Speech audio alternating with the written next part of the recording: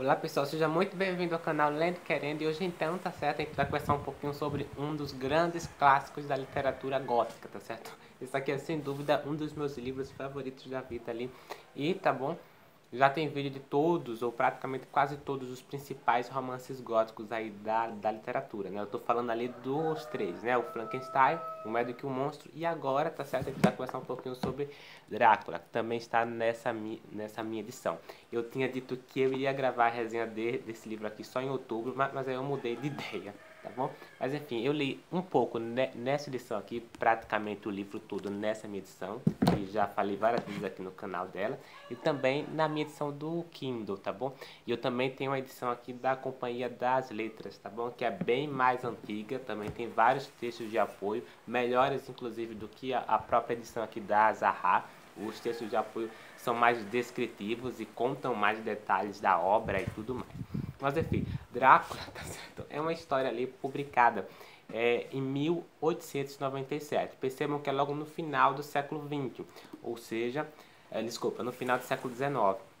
Ou seja, aqui vai ter muitas representações ali de inovações tecnológicas e inovações do que estava acontecendo ali na época. Então, por exemplo, o tipógrafo ou topógrafo, eu nem sei falar o nome daquilo direito. Mas enfim, a máquina de escrever também vai estar aqui e outras inovações bem interessantes que valem a pena conhecer também. Bom, outra coisa também a respeito do Drácula, do Bram Stoker, que esse livro aqui logo do início, como também a maioria, né, dos romances góticos, né, não teve o seu grande reconhecimento em vida, né, ele só foi ser bem reconhecido, inclusive pela crítica e pelos grandes leitores e tudo mais, a partir do século XX, né, é que começaram a ver a grandiosidade dessa obra, né. Uma das pessoas que inclusive gosta muito do Drácula do Bram Stoker é o Stephen King, né, ele inclusive já fez ensaio, né, sobre o Drácula do Bram Stoker. Ele coloca esse livro aqui entre os grandes romances góticos de todos os tempos. Mas enfim, dado esses adendos aí, tá? Do que é que se trata a história do Drácula do Bram Stoker? Será que é uma história que praticamente todo mundo conhece devido aos filmes, devido às séries, né? Porque tem muita referência sobre esse livro, né? A grande imagem do vampiro que conhecemos hoje vem ali do Bram Stoker, né? Então, eu vou tentar pegar aqui a história original de Drácula, da onde tudo se originou, né? Vamos lá. Esse livro aqui vai contar a história logo de início aqui, tá bom? Porque ele é um livro epistolar, ou seja, ele é de cartas, relatos de viagem, né? Enfim, partes, fragmentos de diários em si. A composição desse livro é epistolar. Né? Um personagem mandando carta para outro personagem que mora ali em outra cidade, outro personagem recebe essa carta, escreve outra carta respondendo esse outro personagem, do nada apresenta aqui fragmentos de relatórios de viagens, né? Relatos de viagem e tudo mais. Essa é a composição desse livro, do início ao fim, digamos. Então aqui nós iremos conhecer logo de início, nos 4 primeiros capítulos aqui, que vai ser narrado pelo Jonathan Harker, né? Jonathan Harker é esse recém-formado em advocacia, ele acabou de se formar em advocacia, ele é um jovem ali, né, advogado, que, digamos, ele é mandado, né, ele vai ajudar ali um Conde Drácula, assim, já é o vampiro, só que ele não sabe disso, né, só ao decorrer da história que esses fatos vão ser apresentados ali, ele vai saber que ele é um vampiro. Mas de início ali, ele vai ali nessa viagem, tá bom? Na Transilvânia, tá bom? Ajudar esse Conde Drácula, né? Que está ali de passagem, ele quer voltar ali para Londres, né? Ele quer ir para Londres, né?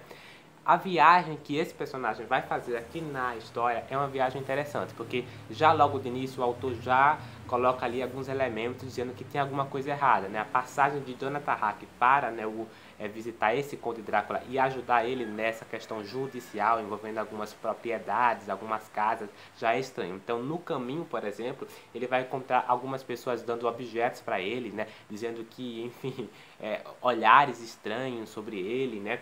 Inclusive, até quando ele chega dentro da carruagem, ele não sabe quem é que está levando ele. Então, ele nota aquilo, ele acha aquilo estranho, né? Quem é que está me levando e por que não está achando as coisas que eu estou vendo estranhas também? Por exemplo, ele começa a ouvir uivos de lobos por toda parte, gritos tremendos de lobos, né?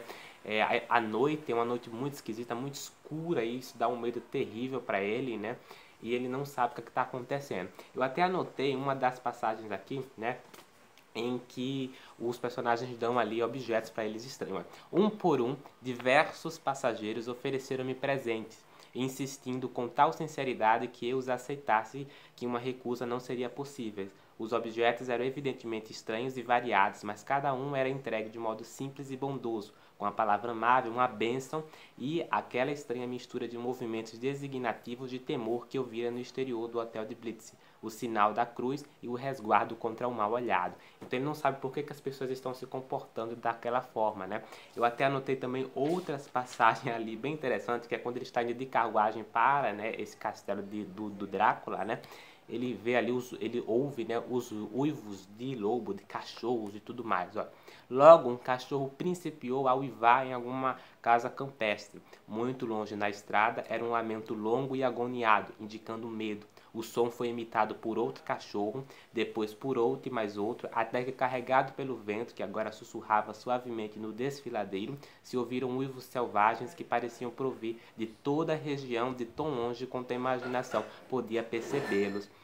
Cortando a noite aterrorizante. Então a noite era tremenda, tenebrosa e os uivos cada vez aumentando, os lobos gritando cada vez mais, e ele não sabe por que está acontecendo aquelas coisas estranhas ali. Inclusive a pessoa que está levando ele também não se mete e continua calma no seu canto, como se nada tivesse acontecendo ali, tá? Mas enfim, as coisas vão, o personagem vai sendo levado, e quando ele chega na casa do Conde ali, Drácula, né, nesse castelo do Conde Drácula, ele já nota umas coisas estranhas. Então ele começa a ver a aparência do Drácula, que está muito calmo, muito receptivo, mas tem uma voz estranha, tem uma aparência estranha também, pálido, com os olhos, enfim, os próprios dentes do Conde também. É um aspecto bem tenebroso, né? E ele vai se hospedar ali. Inclusive, eu anotei aqui também outra passagem, tá bom? Do pensamento de Jonathan quando ele chega na casa do conde. Ó. Que espécie de lugar era aquele ao qual chegara e que espécie de gente abrigava? Ó. Que sombria aventura era aquela de que eu participava? Seria este o incidente costumeiro na vida de um auxiliar de advogado? Isto sim, pois pouco antes de partir de Londres soubera que havia passado no exame. Sou agora um advogado formado. Principiei a esfregar os olhos e a beliscar-me para verificar se estava acordado. Então ele realmente parece que tudo aquilo foi um sonho para ele ou, né, um pesadelo. Tá? Aqui algumas anotações. E é isso, ele se hospeda ali na casa do Drácula, o Drácula vai ser muito receptivo aí com ele, só que ele vai notar outras coisas estranhas também acontecendo ali. Por exemplo, o Drácula não come com ele, né?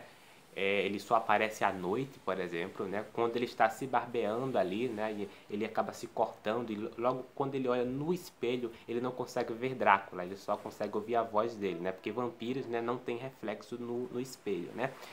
E outra coisa também estranha, tá certo? Além desses acontecimentos, é que ele percebe que ele está sendo mais um prisioneiro nesse castelo do que de fato um hóspede que veio ali para ajudar o Drácula numa questão judicial envolvendo propriedade, né? Um auxiliar, né? Auxiliar o Drácula, né?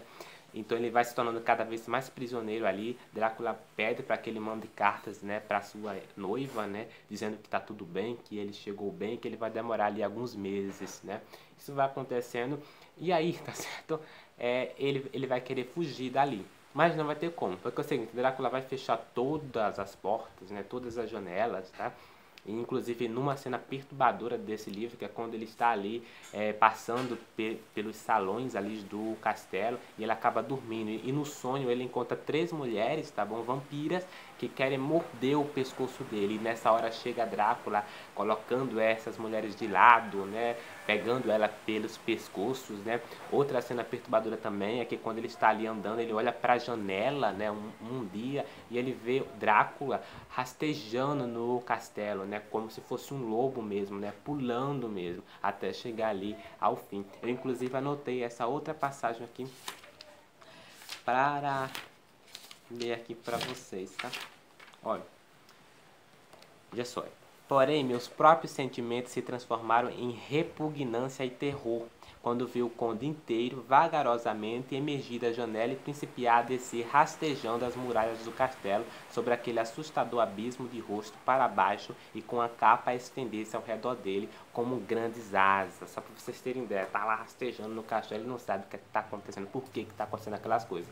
Então ele tenta fugir, né? Nesse dia do salão navegando, ele acorda ali, né, totalmente mudado, e ele percebe que a porta do seu quarto está trancada. Ele vai tentar fugir, mas não vai dar certo. No final das contas, tá bom? No término, tá, desses 4 primeiros capítulos, ele vai acabar conseguindo fugir, tá bom? Só que ele nota também, tá, que tem caixões cheios de terra, de areia, né? São 50 caixões ali do Drácula, e parece que o Drácula vai viajar para Londres, tá? E assim termina esses 4 capítulos, né? Então o Jonathan aqui conseguiu fugir, só que quando ele conseguiu fugir aqui na história, ele vai precisar ir para um hospital por causa dos seus traumas, né? Ele vai ficar meio que louco, ele vai ficar um pouco doente aqui na história. E do nada, a outra parte aqui do livro vai relatar pra gente, né, um relato de viagem, aliás, que está no diário de bordo de um capitão que acabou sendo morto com sua tripulação, só que antes de morrer ele escreveu ali o que estava acontecendo nesse navio. E nesse navio, olha que estranho, tá bom? Toda a tripulação morreu por um ser que eles não sabem quem é. Parece que foi um lobo, outros acham que era alguma coisa misteriosa ali aconteceu. E quando eles chegaram, tá bom? Esse ser misterioso acabou saindo desse navio e ninguém sabe quem é esse ser. E ele nunca mais apareceu, né? Matando a tripulação inteira, tá? A gente vai ficar sabendo depois na narrativa, por exemplo, sabe o que aconteceu também? Que Drácula, ele acabou, né, comprando várias propriedades em Londres e que esses caixões cheios de terra cinza, tá bom? Foram hospedados ali em cada casa, né, em cada hotel, em cada propriedade que ele comprou. E nós vamos saber aqui na história também que o grande objetivo de Drácula era, na verdade, quando ficasse fraco, se estabelecer nessas propriedades ali, com seus caixões, até para se alimentar, né, para ficar mais forte, né, restabelecer a sua energia. Bom, dada essa parte aqui da história, nós vamos para outra narrativa ali, né, que vai envolver Mina. Mina, tá bom? Eu falei ali, ela era a noiva do Jonathan Harker, né? Jonathan Harker está nesse hospital doente e Mina recebe as cartas, já está um tempo sem ver ele e está ali com sua amiga, né? Ela parte de viagem para sua amiga, para conhecer sua amiga, que é a Lucy. Só que assim, Lucy está muito doente, está acontecendo também coisas muito estranhas com essa personagem. Ela, por exemplo, tem ataques muito fortes de sonambulismo e ela tem ali algumas coisas envolvendo loucura, né? Ela está meio que muito pálida, né? Falando, blasfemando coisas às vezes, tá bom? Ela está muito doente e na verdade a Mina não sabe por que ela está ali, né? Dentro dessa casa ali também vai estar os pretendentes de Lucy, né? Eu até anotei os nomes deles aqui, né? O John Seward, né? Que eu não sei pronunciar, acho que é assim. O Kinsey Morris, né? Pronunciei errado. E a Tu Howard, né? Acredito que a mãe de Lucy também. Mas o que acontece? Esses 3 pretendentes ali de Lucy, tá certo? Eles querem casar com ela, só que Lucy quer, né, no final das contas, casar com o Arthur Howard, que vai herdar ali uma herança e vai ser meio que um príncipe ou algo do tipo, né? O que acontece aqui na história, tá bom? A Mina, tá bom? Ela vai notar esses acontecimentos estranhos ali com Lucy, né? Inclusive, tá bom? Uma coisa que nós vamos perceber é que o Conde Drácula também vai, né, morder Lucy aqui na história, né? Esse é um grande motivo de ela estar, né, fraca, né? Porque o Conde acaba sugando o sangue dela. Só que Mina vai precisar viajar. Ela vai viajar ali para conhecer Jonathan novamente, para ver como é que ele tá, se ele está bem, se ele está mais doente, né? Como é que ele tá, né? Porque já faz um tempo que ele não recebe grandes cartas dela, né? A não ser os relatórios ali do médico dizendo a situação de Jonathan e tudo mais, né? E o que é que vai acontecer? Lucy vai ficar ali aos cuidados dos 3, né, homens ali, dos 3 pretendentes dela, né? E aí que vai acontecer que sim, tá bom? O Drácula vai morder Lucy, vai sugar mais uma vez o sangue dela e dessa vez ela vai entrar ali em decadência, ela vai estar muito doente, né? E aí um dos médicos ali, né, o Dr. Seward, vai chamar o seu grande amigo, que também é um grande médico dele, um grande professor dele, tá bom? Ele confia muito, né, e grande conhecido também, é um dos meus personagens literários favoritos, que é o Van Helsing, né? Van Helsing vai aí para essa casa e do nada, rapidamente, ele vai notar o que é que Lucy tem, né? Só que ele não vai dizer a ninguém. Aos poucos ele vai revelando ali os detalhes do porquê Lucy está ficando doente. Ele não vai dizer de imediato, né, o que é, tá? Mas o que é que acontece? Ele vai fazer ali transfusões de sangue para que Lucy retorne novamente à vida, né? Porque nesses transes dela, tá bom? O Drácula, né, acaba sugando o sangue, né? Nesses sonhos dela, né? E vai fazer ali transfusões de sangue. A primeira transfusão de sangue, quem é que vai dar? O namorado de Lucy, né? Aí do nada a segunda vai ser Kinsey Morris, o próprio Van Helsing também vai, tá bom? Dar sangue ali para Lucy, né? Só que assim, ela melhora, tá bom? Na primeira transfusão de sangue e o vampiro vai lá e detona ela novamente. Aí depois vem a segunda e assim por diante, até chega um momento aqui na história em que os personagens vão precisar viajar, né? Principalmente o Van Helsing vai deixar ela aos cuidados ali da mãe de Lucy. Os outros pretendentes dela também vão viajar ou vão desaparecer, alguma coisa do tipo. Eles vão sair dali da casa. E Lucy e a mãe vão ficar sozinhos. E Van Helsing vai colocar ali alhos, né, guirlandas de alhos no quarto dela, né? Vai colocar colar de flores mortas, tá bom? Acredito que até crucifixos também, que são contra os vampiros, né? Vão colocar ali no quarto de Lucy. Mas isso não vai dar em nada. Sabe por quê? Porque a mãe de Lucy vai acabar tirando ali a guirlanda de alho, vai tirar algumas coisas e o vampiro vai aparecer de novo. Só que quando o vampiro aparece novamente para matar Lucy, ele dessa vez vem detonando, porque ele vai sugar o sangue dela muito e ela vai estar já ali quase morta, né? E é uma luta pela sobrevivência danada, mas no final das contas, Lucy vai se tornar não morta, né? Ela está morta, mas ao mesmo tempo ela não está morta. Ela meio que já está em processo de vampirismo, né? O Van Helsing, ele sabe disso aqui na história, mas ele não conta ali os personagens. Na morte de Lucy aqui, Lucy tenta inclusive matar o próprio namorado dela, né? O Arthur, né? Ela quer sugar o sangue dela, né? Ela já está com os dentes afiados e tudo mais, mas Van Helsing impede nessa hora, tá bom? Ele não sabe o que é que está acontecendo, né? O próprio Arthur. E aí, tá bom? O que é que vai acontecer? Quando Lucy morre, vai acontecer o enterro dela, tá bom? Ela vai ser colocada no caixão ali, mas Van Helsing vai ver ali, né? Vai ser informada ali de algumas notícias estranhas na cidade, né? Isso já quando Lucy já está enterrada, né? Enterrada não, desculpe, né? Vai ser colocada no túmulo ali, né? No caixão dela, né? Naquelas coisas lá que colocam um morto, né? De que crianças estão sumindo na calada da noite, né? E que, olha que coisa estranha, tá bom? E que uma Lady aparece, né? Essa Lady persegue essas crianças, né? E Van Helsing vai fazer ali uma associação a quem? A Lucy, né? E o que é que vai acontecer? Para ele provar, tá bom? Que é Lucy que está, né, matando essas crianças, ele vai ter que passar por um desafio imenso de convencer ali os pretendentes de Lucy, né, aos outros ali também. E é isso que vai acontecer. Primeiro ele vai chamar ali o Seward, né, o Dr. Seward, para ver Lucy não estando lá, não estando dentro do caixão à noite. Ele vai ver também, ele vai notar aquele estranho.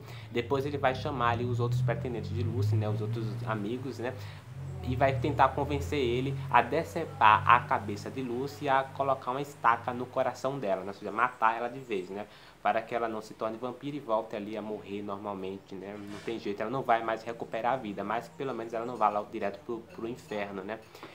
E é isso que vai acontecer.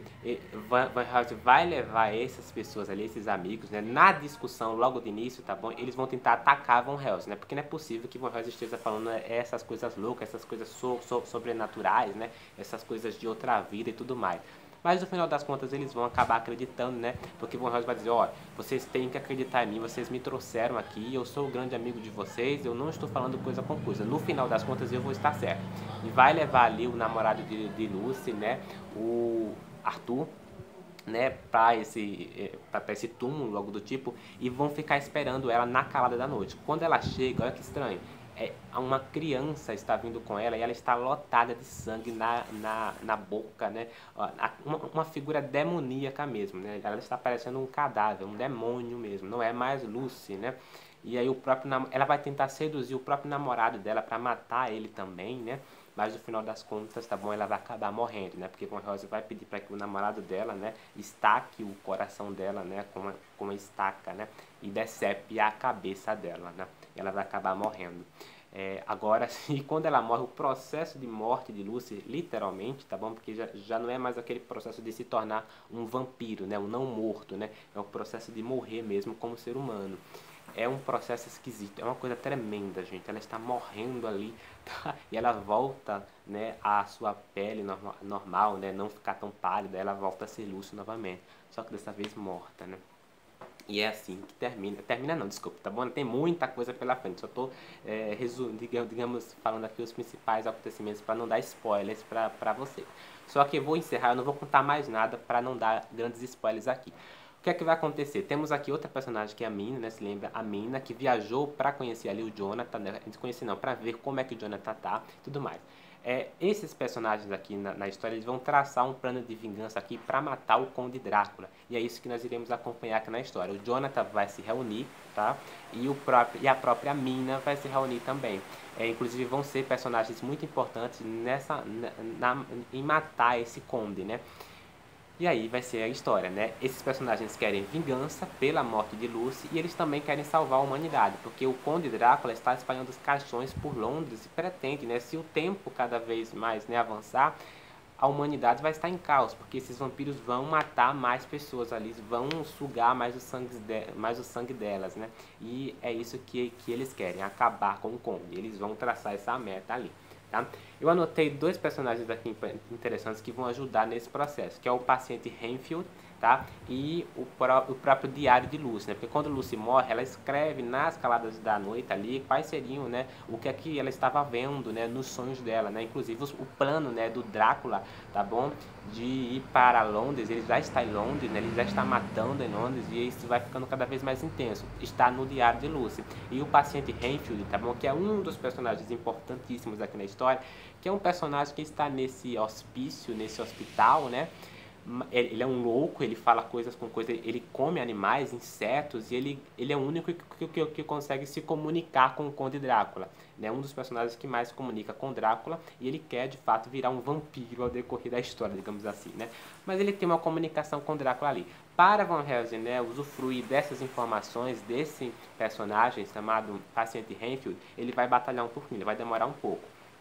Mas isso vai dar certo no final das contas, tá bom? Inclusive, para o paciente Renfield gostar do Van Helsing, vai demorar muito, porque até então ele só vai conseguir comunicar ali com o personagem... esqueci o nome do personagem. Com o Dr. Seward, né? É o único personagem que ele vai se comunicar. Inclusive, as discussões entre ambos, né? É sobre sobre a libertação da alma, né? É sobre assuntos envolvendo alma, envolvendo morte, envolvendo espiritismo, envolvendo, né, essa coisa de vida após a morte e tudo mais. São essas as discussões de personagem, né? Que já induz ali, inclusive, né, ao que vai acontecer na história. Há também informações sobre o Conde Drácula. Isso é interessante.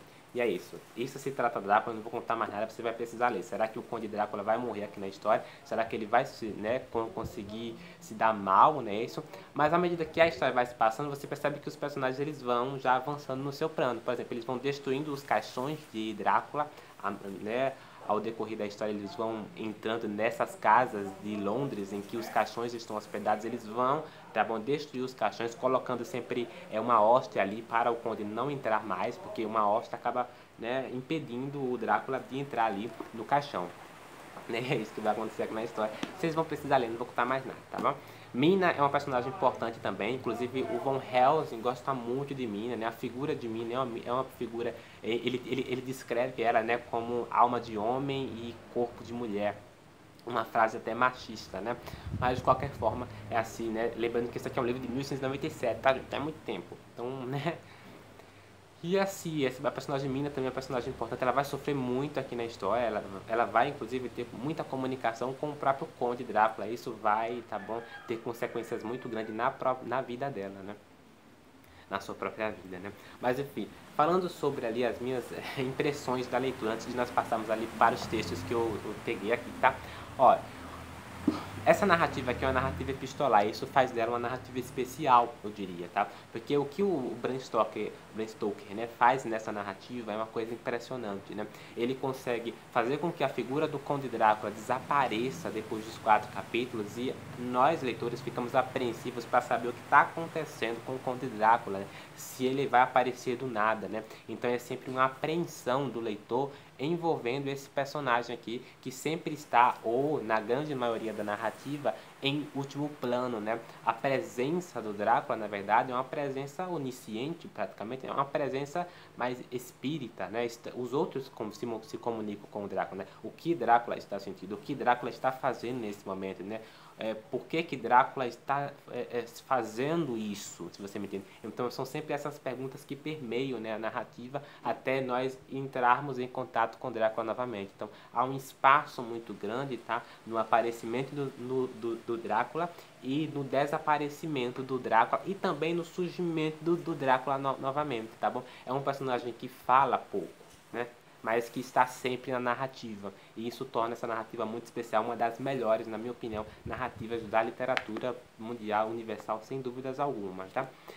O leitor está perdido aqui na narrativa, eu coloquei aqui né, nas minhas impressões aqui, o leitor está perdido, os personagens também, e a luz acaba sendo aqui Van Helsing, né? Não sei porque eu coloquei isso aqui, mas essa também é uma narrativa de encontro, porque enquanto os personagens estão perdidos, o próprio Conde, em um dado momento na história, ele vai se sentir perdido, porque os seus planos estão cada vez sendo destruídos pelos personagens, e nós, leitores, também estamos perdidos, porque os personagens estão perdidos em vários momentos aqui na história. Eles não sabem como avançar no seu prêmio, no seu plano, né?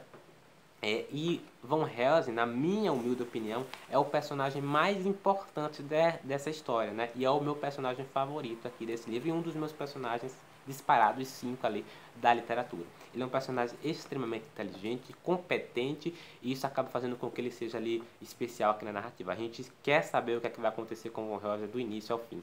E nós sabemos aqui que os planos de Van Helsing, na verdade, são planos muito minuciosos, são planos muito bem elaborados, porque ele não fala sobre a situação do Drácula, na verdade.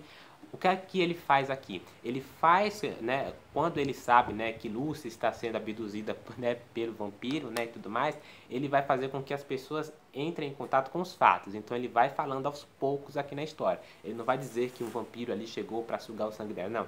Isso vai ser contado aqui aos poucos até os personagens ficarem, né, sabendo por inteiro dos acontecimentos e da visão de Van Helsing, né? E ele é um personagem também muito mente aberta, né? Então ele está ligado ao racional, mas ele também está ligado às coisas místicas, né? As coisas, os mitos, né? As coisas religiosas, né? As coisas sobrenaturais, né? Ele consegue ter essa comunicação entre os dois lados, né? Inclusive, se você for dar uma pesquisadinha, né? Esse livro também retrata esse lado racional, né? A dificuldade do homem naquela época de acreditar, né, em fatos, desculpa, né, mas em coisas sobrenaturais, né, em mitos, né, e Van Helsing acaba sendo uma quebra disso, né, porque ele acredita nos dois lados, né.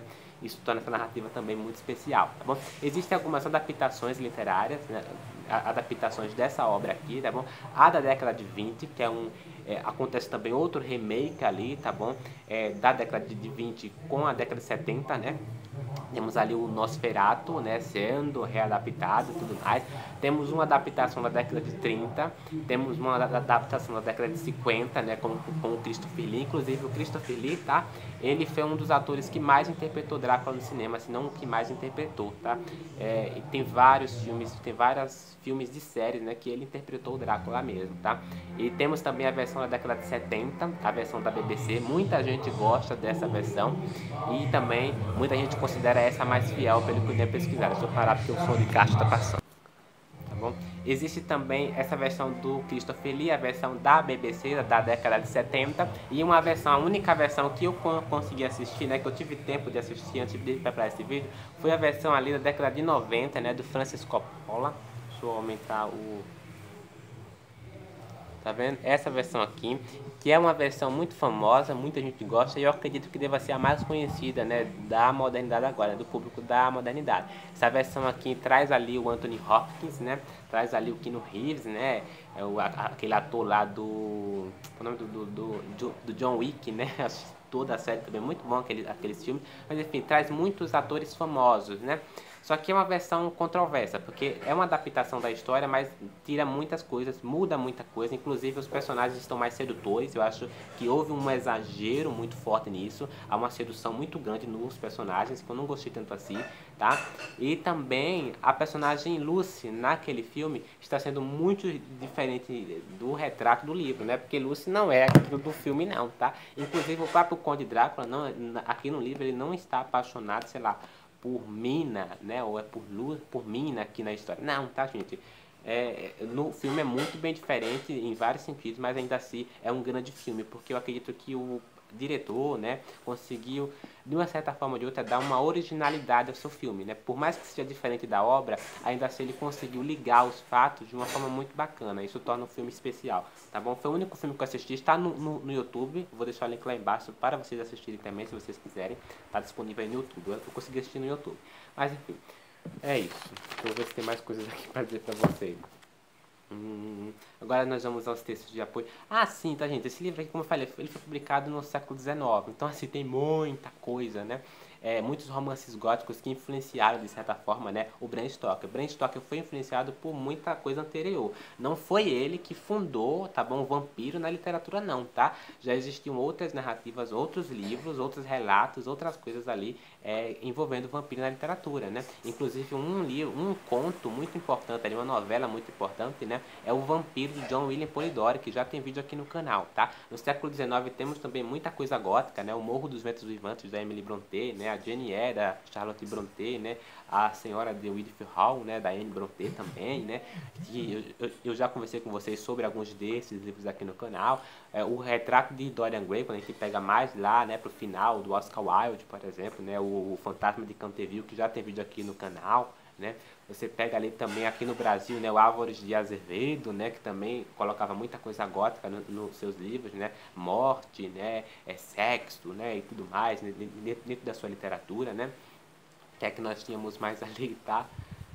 Tínhamos muitos livros que inclusive já tem vídeo aqui no canal para a grande maioria desses romances ali. O Frankenstein, da Mary Shelley, também já tem vídeo aqui pro canal, né? Que é um romance que revolucionou muita literatura, né? O Médico e o Monstro também, do Robert Louis Stevenson, que já tem vídeo aqui no canal. Todos esses livros, de uma certa forma ou de outra, influenciaram o Bram Stoker, né? Esse livro foi publicado lá praticamente no final do século XIX, né? Então, assim, tá bom? Você viu que nós temos aqui mais para falar com vocês. A questão da era vitoriana também, que eu acabei anotando, né? Estava acontecendo ali a era vitoriana, né? E o conteúdo sexual nesse livro também é muito forte. Aliás, não o conteúdo necessariamente, mas sempre aquela coisa entre linha envolvendo a sensualidade, a sexualidade, né? O próprio sexo é um tabu no livro, né? Até na época também falar sobre isso, né? Praticar isso é algo que, digamos que era visto como errado e tudo mais, né? Não podia, né? Por causa da Rainha Vitória, né, que proibia isso, que era uma representação mais dessa coisa conservadora e tudo mais, né?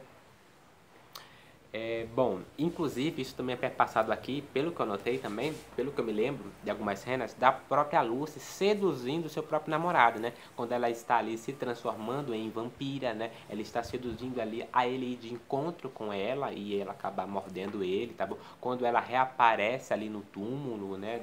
Ou no seu caixão, né? Com a criança, ela também seduz Arthur. Então a imagem do vampiro, ela é uma imagem aqui nesse livro muito sedutora, né? É uma imagem que perpassa a sedução, né? Sexo, desejo, né? E tudo mais aqui na história também, tá? E a estética desse livro também, nós podemos fazer ali uma comparação com o Oscar Wilde, né? Ele colocava muito isso, inclusive no seu Retrato do Dorian Gray, que é o seu único romance, né, que ele publicou, né? Morreu muito jovem e publicou o Retrato do Dorian Gray, que é uma das narrativas mais lindas do mundo. Temos ali a estética também aqui no Bram Stoker, dá para fazer uma comparação aí muito forte sobre isso, tá? E é isso, né? Eu anotei também aqui um texto bem bacana, tá? Envolvendo ali a questão do seu conteúdo geopolítico, da influência geopolítica, política, social e histórica que o Bram Stoker colocou na sua obra, né? Eu encontrei esse texto aqui na edição da Zaha, ó. 20 anos antes da publicação de Drácula, turcos e russos se enfrentaram por 2 anos, numa guerra motivada pelo desejo russo de conquistar um acesso ao mar Mediterrâneo e de capturar a península dos Balcãs, então controlada pelo Império Otomano. Inclusive o Bram Stoker coloca muita coisa envolvendo geopolítica no seu livro, né? Muita coisa entre linhas envolvendo isso, né? Tem até uma alegoria, digamos assim, né? Até na morte do Drácula, né? Quando matam ele com facas e tudo mais, né? Percebo que são 2 facas de povos muito bem diferentes. Isso vai ser falado aqui no texto da Zaha, tá? Outra coisa também que é falado no texto de apoio da introdução ali da Penguin Companhia é a questão da inspiração que Bram Stoker teve para escrever essa história, né? Que foi através de um sonho que ele acordou, né? Ele fala uma frase muito esquisita e que essa frase está no livro aqui, é uma das últimas frases do Drácula, né, que ele fala, né, sobre o Jonathan Harker, né? Essa frase apareceu no sonho do Bram Stoker e ele acabou ali colocando na sua literatura, tá? Eu vou separar também. Nesse livro aqui, tá bom? Antologia do Vampiro Literário, na literatura, nós temos ali algumas coisas bem interessantes. Já resenhei o Vampiro, né? Alguns contos desse livro aqui, ó.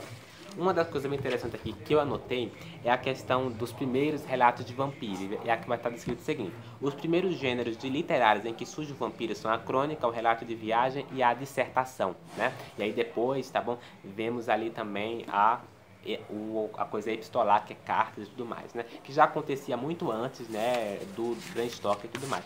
Temos uma frase aqui interessante também, que é a primeira obra, de fato, que coloca um vampiro na sua literatura, né? Que o tema entrará de forma definitiva para o cânone da literatura, especialmente a partir da publicação da balada de Gottfried August Burger, né, com Lenore, né, que é de 1773. Só que muito antes disso, tá bom? Essa imagem grotesca do vampiro já aparecia ali na literatura, né, na Grécia Antiga, né, e tudo mais. A questão do termo do vampiro hoje em dia é muito usado, inclusive na política, né, para designar aquele presidente que faz burrice, né, que suga o dinheiro público e tudo mais, né, coisa que já era usada muito antes, tá? Não foi no século XXI, não. Isso já foi usado desde lá como é o nome? O Voltaire usou essa expressão, né, o vampiro, para designar ali o que estava acontecendo na política na época, né, os vampiros, sugadores do dinheiro público, né, de críticas sociais e tudo mais. Já o Voltaire já usava essa expressão, tá? Eu vou pausar o vídeo para separar alguns trechos aqui do Kindle. Aqui no texto de apoio da edição da Zahar, Stephen King fala, tá bom, em um dos seus ensaios sobre o Drácula de Bram Stoker. Ele vai falar o seguinte, ó, segundo Stephen King, Drácula de Bram Stoker humaniza o conceito de mal externo. Stoker atinge o efeito em alto grau, mantendo o vampiro literalmente ausente da maior parte da história, né? O Conde está em cena quase o tempo todo, nos primeiros 4 primeiros capítulos, duelando com Jonathan Harker, lentamente pressionando-o contra a parede.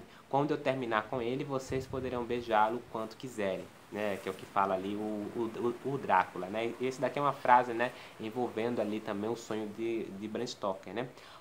Harker ouve Drácula dizer as 3 irmãs macabras e então o conde desaparece durante a maior parte das 300 e tantas páginas restantes. É um dos truques mais notáveis e cativantes da literatura inglesa, um trompe-l'œil que dificilmente foi igualado até hoje. E aí ele continua, né, o texto de apoio aqui vai dizer: em Drácula, essa perturbação é descrita como febre cerebral, termo genérico da era vitoriana para qualquer tipo de frenesi nervoso, crise febril com delírios ou reação histérica decorrente de estresse emocional, né?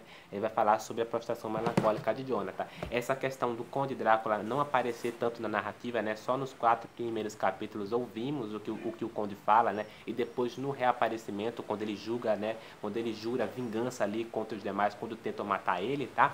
É uma coisa interessante, porque essa prostração melancólica que Jonathan tem depois, né, que vai gerar uma impotência sexual com ali a sua esposa, ele não vai conseguir fazer tanto sexo assim, né, com ela, né, inclusive o Von Helsing vai dizer que vai tentar solucionar, vai tentar matar o Drácula e que tudo vai se resolver ali entre o casal Mina e Jonathan Harker. Essa impotência sexual que é gerada por essa prostração melancólica e tudo mais ali com o Drácula e Jonathan Harker, já foi desenvolvido ali em 2 grandes romances, né? O Madame Bovary, do Flaubert, que eu estou lendo agora, e também o Morro dos Ventos Vivantes, né? Com a Catherine e o Heathcliff, né? Essa impotência sexual, né? E tudo mais, que é dada por uma prostração melancólica, né? E estresse emocional e tudo mais. Eu achei isso aqui bem interessante também. Temos também, algumas teorias na época envolvendo ali o Morro dos... desculpe, né?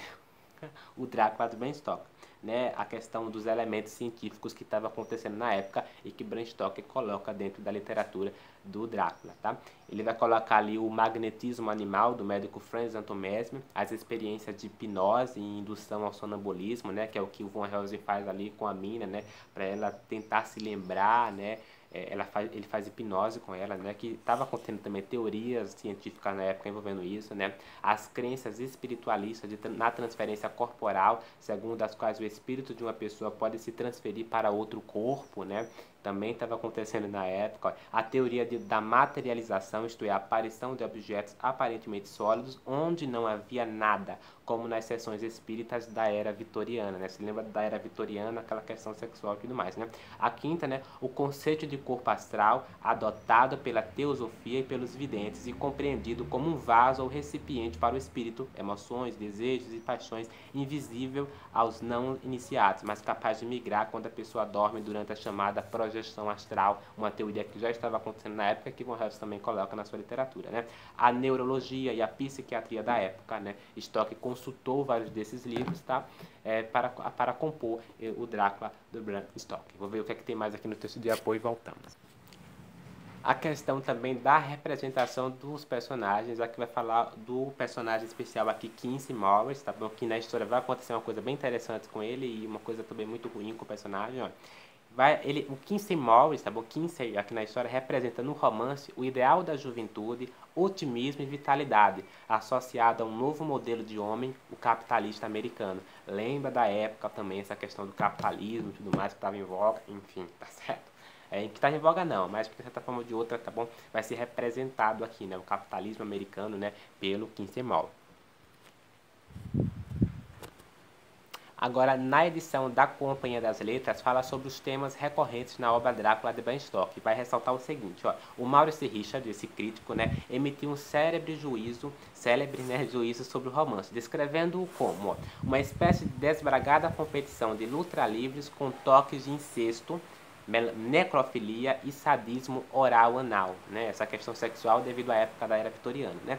Em tempos recentes, a crítica relacionou o romance com um vasto panteão de temas: mal-estar na civilização, o retorno do reprimido, a sexualidade do pescoço para cima, o homoerotismo, tá? A bissexualidade, a relativização de gêneros, o colonialismo às avessas, uma revanche do Oriente, né, contra o Ocidente, essa batalha de regiões vai ser colocada também na obra, né? Bram Stoker vai representar a questão geopolítica, né, que estava acontecendo, e um conflito racial cósmico entre a moderna linhagem anglo-saxã e o estirpe milenar de Átila, o Uno, a histeria, a conquista do poder pelas mulheres ou a negação dessa conquista, a sensação de deslocamento de um dublinense protestante de classe média adornada por fugas rumo ao ocultismo, o desmoronamento da aristocracia e a sensação de ser estrangulado por uma fita vermelha.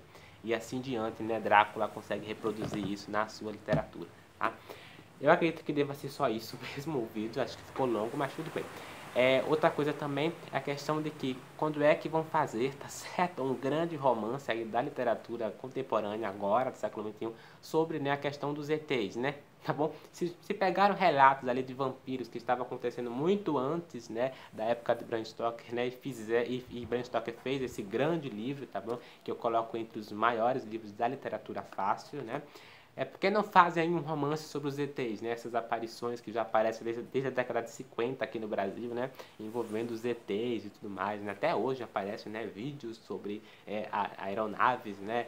E seres e comunicações, sonhos estranhos, né, envolvendo os ETs, né? Pois bem, dá para fazer um grande livro ali e se tornar um clássico aí contemporâneo, né, sobre isso, né? Se é que já não tem ali no século XX alguma coisa a respeito, né? De Wells e tudo mais, né? Mas de qualquer forma, tá certo? Um contemporâneo envolvendo esses fatos recentes seria interessante, né? Essas coisas que acontecem aí. Vou ver se tem uma coisa para lembrar para vocês e volto. Sobre a tradução, tá certo, gente? Além da edição da Zaha, que eu mostrei no vídeo, também outra caixinha de som aparecendo. A caixa de som aparecendo ali sobre o Covid-19 aqui na cidade. Mas enfim, a questão das traduções, recomendo a da edição Zaha, que eu mostrei aqui. Também a edição aqui da Companhia das Letras, tá bom? Que é uma edição muito bacana devido aos seus textos de apoio, que são grandes e muito bons, tá bom? E também a minha edição aqui da Martin Claret, né? Tem uma edição também da Dark Side, que é uma edição que, claro, tem aquela coisa, aqueles problemas com a tradução, porque se torna mais uma tradução acessível ao leitor contemporâneo, né? E tudo mais. Então, recomendação da edição da Zaha e da edição ali da Companhia das Letras, que são as melhores traduções de Drácula aqui no Brasil, pelo menos o que eu ouvi e também o que eu pesquisei, o que eu fiz ali a comparação, tá bom? E também a questão, tá bom, para finalizar o vídeo, de como Bram Stoker conseguiu, né, de certa forma, fixar, né, o imaginário, né, dos leitores, dos espectadores, né, do mundo, né, sobre o vampiro, né, essa questão do reflexo, né, o vampiro não consegue se ver no espelho, né, o vampiro detesta, enfim, espelhos e tudo mais, né, vampiro, por exemplo, detesta alho, né, detesta o crucifixo também, né, a questão da luz do dia, né, o vampiro não se dá bem com a luz do dia, né, ele aparece somente à noite, né, a questão da transformação do vampiro em morcego, que também em vários momentos o Drácula vira morcego aqui na história, né, outros vampiros também viram morcego, né, a questão também do vampiro, né, se comunicar com os lobos, né, e tudo mais, né, ter essa comunicação, tudo isso o Bram Stoker conseguiu de certa forma fixar na sua literatura e até hoje está no imaginário popular e ele tem uma participação muito importante envolvendo isso, né? Uma coisa que até os dias de hoje é usada. É importante lermos o original para saber como isso surgiu e tudo mais, tá? Se você gostou desse vídeo, não esquece de se inscrever no canal, ativar o sininho, comentar aí embaixo também se você já leu Drácula, que eu quero saber, tá certo? Compartilhar esse vídeo, ok? E acredito que é só isso, tá? É isso, é isso. Nos vemos no próximo vídeo, até lá.